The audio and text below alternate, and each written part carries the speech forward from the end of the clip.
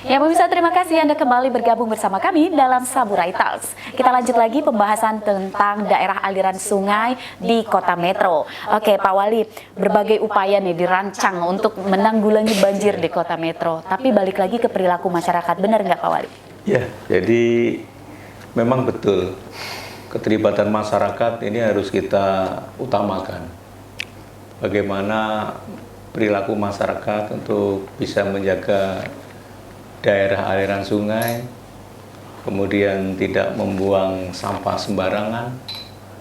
Jadi masih ada beberapa warga yang seolah-olah menjadi sungai dan anak sungai itu menjadi tempat pembuangan sementara. Nah, kejadian di 23 Oktober 2022 itu, setelah banjir surut, apa yang terlihat? Sampah. Gundukan. Ada sampah di sana. Gundukan sampah. Artinya bahwa ini yang harus kita kedepankan. Mungkin pada saat banjir itu terjadinya penyumbatan. Karena begitu sudah selesai di jalan di mana itu menumpuk sampah. Nah, inilah kita adakan edukasi terus terkait dengan bagaimana cara membuang sampah, bagaimana memperlakukan drainase di depan rumahnya. Kita tidak kurang-kurang melalui LH, melalui PUTR, melalui Satpol PP. Ayo masyarakat semuanya, bersihkanlah drainase yang ada di depan rumahnya sendiri. Kalau di depan rumahnya sendiri dan semua dilakukan, itu mudah-mudahan drainase itu lancar. Tapi kadang-kadang di depan rumahnya sendiri aja tidak pernah ditengok. Nah, jadi kita lakukan sosialisasi terus. Ayo kita gotong royong, dan sudah dilakukan di wilayah-wilayah kecamatan dan kelurahan. Pak Lurah itu luar biasa sekarang. Setiap minggu, setiap hari Sabtu, mereka bergotong royong dengan warganya untuk mengantisipasi masalah banjir ini.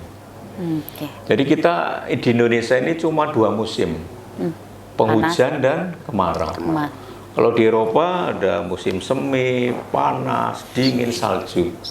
Tapi kalau di Eropa, kalau dia mau mendekati musim salju, dia sudah siap apa yang diperlukan.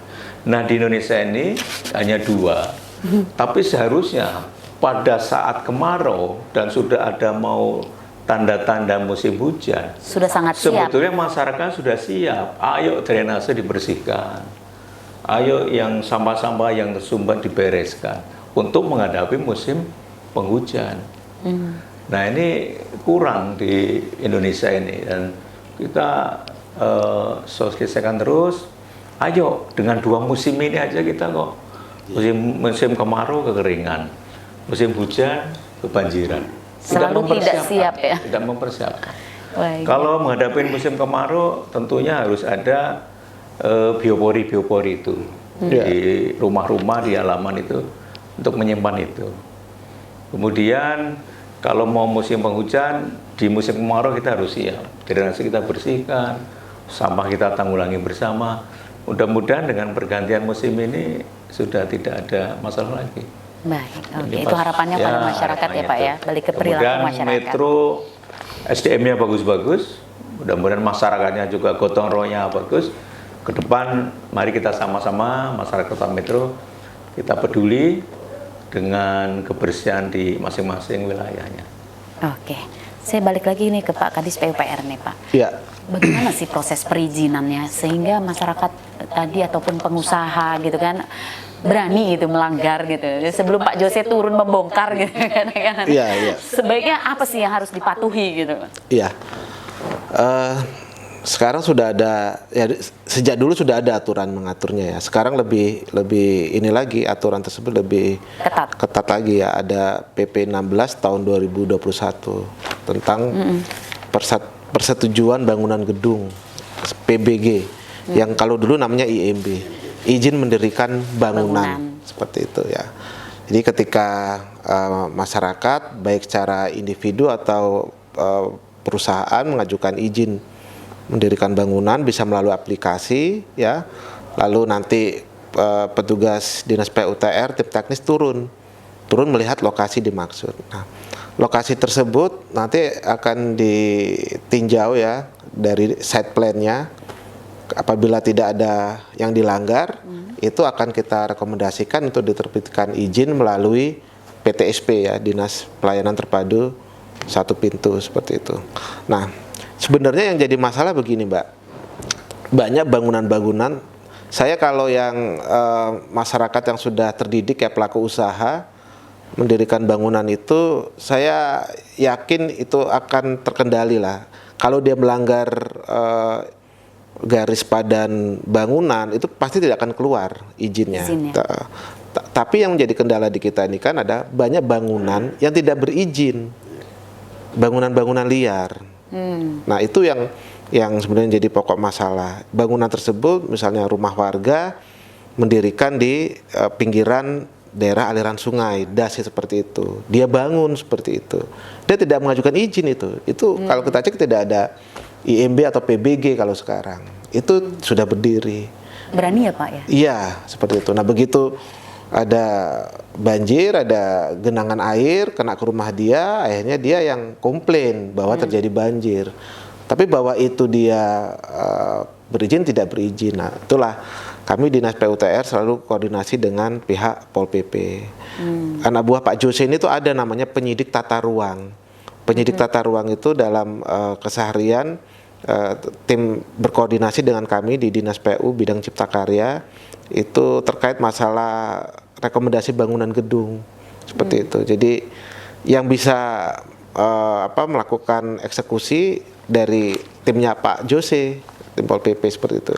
Kami yang akan menyampaikan aturannya, kami akan istilahnya itu menyurati warganya, nanti Pak Jose yang akan melakukan eksekusi seperti itu. Nah, ini beberapa waktu lalu itu ada bangunan yang berdiri, yang terlanjur berdiri di daerah aliran sungai itu sudah kita surati itu. Kita surati teguran 1, 2, 3. Nah, apabila mereka masih belum juga, masih berdiri situ, nanti Pak Jose melakukan langkah selanjutnya. Seperti itu. Jadi Pak Jose siap bongkar nih Pak ya? Siap bongkar. Siap bongkar. Oke, Pak Jose mungkin melalui tayangan ini Pak Jose bisa upaya pendekatan persuasif gitu kepada pemirsa Saburai Talks, khususnya warga Metro yang menyaksikan tayangan ini. Iya, terima Silakan kasih. Pak Jose. Jadi, kameranya di depan Pak Jose. Iya, jadi inilah yang justru kita harapkan ya dari masyarakat ya. Jadi penegakan itu atau tindakan hukum itu justru nomor kesekian. Yang kita harapkan itu adalah persuasif, pendekatan dengan masyarakat, kita membuat masyarakat itu supaya patuh dan taat. Nah, tadi yang sudah disampaikan oleh Kepala Dinas PUTR bahwa ada masyarakat yang membangun, kadang-kadang masyarakat itu tidak tahu gitu. Dia hanya memanfaatkan lahan kosong yang ada, sehingga setelah kita lakukan sosialisasi, baru masyarakat itu tahu bahwa oh ini ternyata melanggar. Nah, inilah yang kami lakukan terus, edukasi dan gagasan itu kami sering turun ke bawah, lakukan terus sosialisasi, himbauan.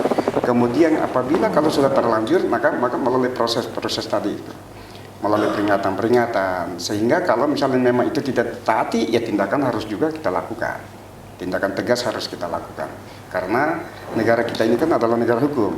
Tentu apalagi di kota Metro sebagai kota pendidikan, kota yang aman dan nyaman. Jadi kita harus sama-sama mentaati aturan-aturan yang sudah ditetapkan oleh pemerintah. Kemudian juga melalui tokoh masyarakat sama-sama untuk bergerak, menyadarkan masyarakat. Terutama salah satunya tadi terkait dengan masalah pembuangan sampah dari hal-hal yang kecil saja. Terkadang juga pembuangan sampah juga masyarakat kadang buang-buang.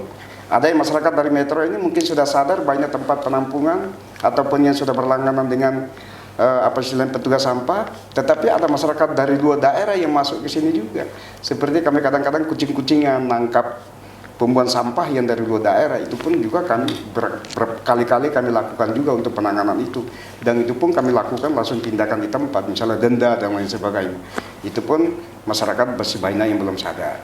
Tetapi artinya setahun terakhir ini kami lakukan edukasi itu sehingga kesadaran masyarakat semakin jauh sadar akan aturan-aturan itu. Kemudian ke depan harapannya adalah bersama-sama kita timbulkan kembali terkait dengan masalah gotong royong. Ini kesadaran betul bukan hanya diharapkan kepada pemerintah, tetapi peran serta dari masyarakat untuk bergotong royong bersama-sama menciptakan lingkungan yang bersih, nyaman, dan aman sehingga bisa masalah banjir bisa teratasi secara pelan-pelan. Menghilangkan banjir tidak akan mungkin terjadi, tetapi bisa mengatasi, mengurangi minimal. Itu kira-kira. Terima kasih. Baik, kita ada di segmen terakhir nih, Pak Sekda silakan berikan closing statement yang bermanfaat untuk warga Metro. Iya. Terima kasih pemirsa Saburai yang kami cintai, khususnya warga Metro. Mari kita bersama-sama bergotong royong untuk mengantisipasi datangnya banjir di Kota Metro dengan membersihkan saluran drainase di rumahnya masing-masing, kemudian memperlakukan sampah dengan baik, jangan dibuang sembarangan, buanglah di tempat yang sudah ditentukan. Kemudian yang ketiga, mari kita jaga lingkungan kita dengan menjaga daerah aliran sungai. Aturan-aturannya sudah ada, tolong dijaga. Kalau ini sudah dijaga semua, insya Allah mudah-mudahan kita di Metro dijauhkan dari banjir itu. Amin. Kemudian penanganan dari pemerintah melalui Dinas PU akan melakukan pengangkatan lumpur dengan beberapa wilayah yang sudah dikaji, kemudian ke depan mengembangkan sebuah embung untuk mengantisipasi curah hujan yang begitu tinggi, sehingga di Metro ini akan terjaga dengan kondisi yang baik. Pemirsa yang saya hormati, khususnya warga Metro, sekali lagi ayo kita bangun Metro yang kita cintai ini, sehingga Metro ke depan akan lebih baik lagi. Demikian mungkin. Baik, Ya. Terima kasih Pak Sekda sudah boleh berkunjung ke ruang kerjanya. Ya. Pak Jose terima kasih di sela kesibukan tugasnya masih mau ngobrol dari Mas Saburai Talks. Pak Kadis terima kasih juga Siap, Pak Kadis. sama-sama. Nanti kapan-kapan saya ke embungnya main. Siap, boleh. Oke, baik pemirsa, itu tadi perbincangan kita bersama dengan Pak Sekda, Pak Kadis PUPR dan juga Kasatpol PP. Berbagai upaya dirancang, berbagai terobosan juga diciptakan oleh pemerintah Metro untuk upaya penanggulangan banjir di Kota Metro. Namun semuanya itu tidak akan berhasil jika tidak ada dukungan dari masyarakat. Kita semua dan juga Anda, mari kita lakukan hal kecil, setidaknya tidak membuang sampah ke sungai. Itu adalah langkah efektif untuk upaya pencegahan banjir yang terjadi di Kota Metro. Saya Fitri Amalia, mewakili kru yang bertugas undur diri. Sampai jumpa. Wassalamualaikum warahmatullahi wabarakatuh. Waalaikumsalam warahmatullahi Terima kasih Bapak, Ya. terima kasih Pak Jose, terima kasih Pak.